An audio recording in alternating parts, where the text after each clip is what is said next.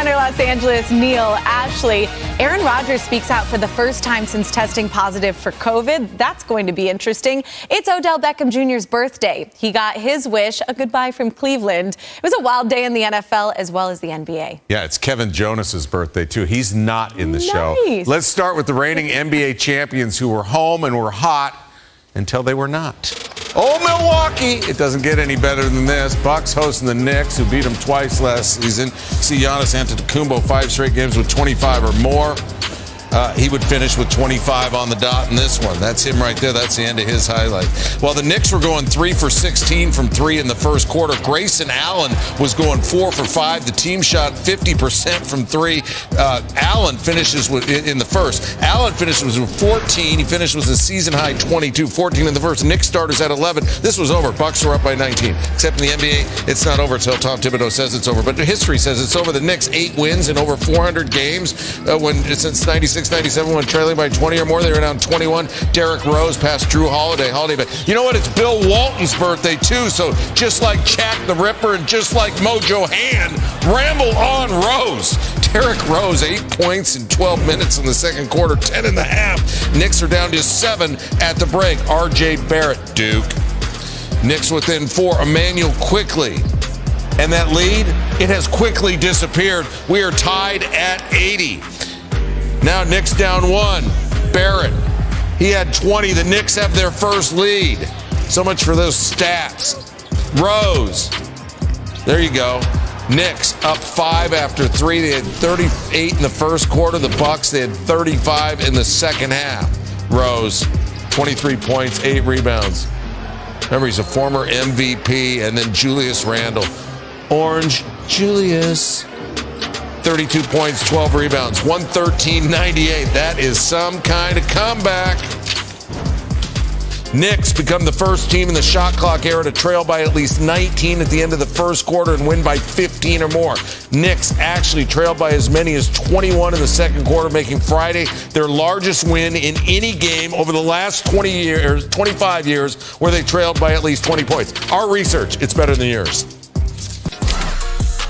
Facts. The Nets won their last 3 games. New York, but they got off to a slow start. Nets scored just 39 points in the first half. That's the first time the Nets have ever been held under 40 since having their big 3. In the third, they get it going. Blake Griffin to KD for 3. Nets up 3. Now up 6. Harden, isolation, nothing but space and net. Now, Nets pulling away. KD getting a little bump from the rookie. Cade Cunningham still hits that jumper, and he is fired up about it. Later in the quarter, another one. Harden with his 60th career triple-double. 13 points, 10 assists, 10 rebounds, have a day. KD, him too. Nets scored 39 points in the quarter, matching their first half total. That's what I call figuring it out. Cade Cunningham has figured it out. Remember his debut? It was quiet, no longer. He had 17 points in this game. Hits that 3. But Durant is like, hey, I've been in this league a long time. Let me show you what it takes. Drives in, hits that contested jumper. Nets up 3. Under 20 seconds to go, still up 3. It's a tight game. Durant drives. How you like me now? 29 points in the game for KD. And the Nets win 96-90. So Durant has now scored at least 20 points in each of the Nets' first 9 games of the season, the first player in franchise history to ever do that.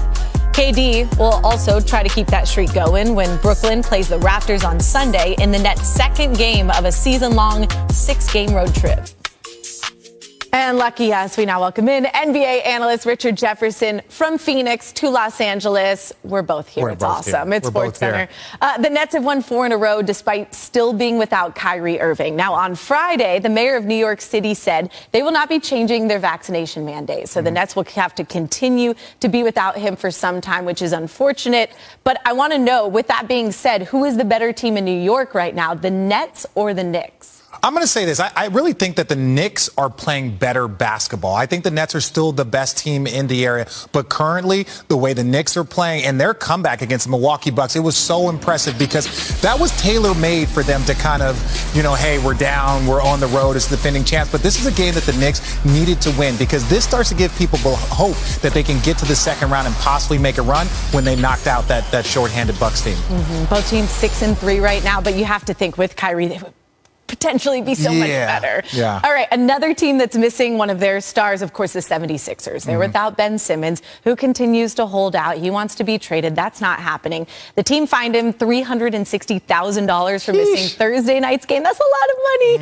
And they plan on continuing to fine him until he continues to cooperate with their physicians and all their activities that they want. How long do you expect Ben Simmons to go on with this for? I think Ben is in a very tough spot. I think both sides are in a tough spot, mainly because of this. I think there's been a chess match going on between both sides. And when you saw, he's not going to show up, and then he shows up, and then he's not participating, and then they send him home, and then he's dealing with mental health issues. And I'm not trying to minimize that, but you can see a chess match going on between both sides. And I really think the owners / Philadelphia owners are really kind of putting their foot down. You saw the situation happen with James Harden last year, and Philadelphia is like, hey, the only way for us to actually get value is for you to get on the court.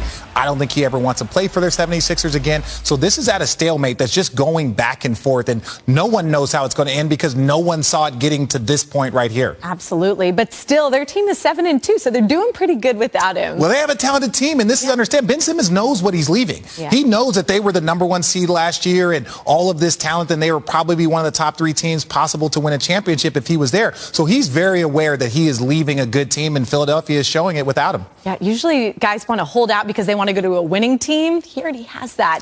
Okay, one last thing, and I'll do this really quickly because I gave Perk the opportunity to give you a shout out last week. It's only right that I ask you if you have any words for Big Perk. I do. You guys all need to go check out Perk and Marcus Spears. They have an amazing podcast that just launched on the Plus. And I know Marcus Spears because Marcus Spears knows I used to play basketball. This guy's got a lot of basketball history. So for him and Perk to get on a podcast, that is going to be good. And that's less about Perk and more about Marcus Spears. I was going to say that's the nicest thing you've ever said. It wasn't to Perk. It was to Marcus, and Perk just happened to be a part of it. I can't stand him. Both of them are absolutely beauties, and so are you, RJ. You can catch more of him on NBA Today. It's a great show. Thanks for joining us. Thank you for having me.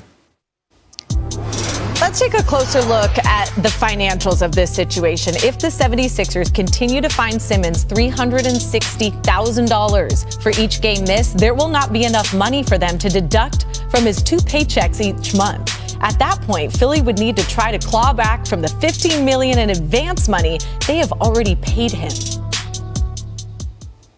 Aaron Rodgers' mea COVID was no mea culpa.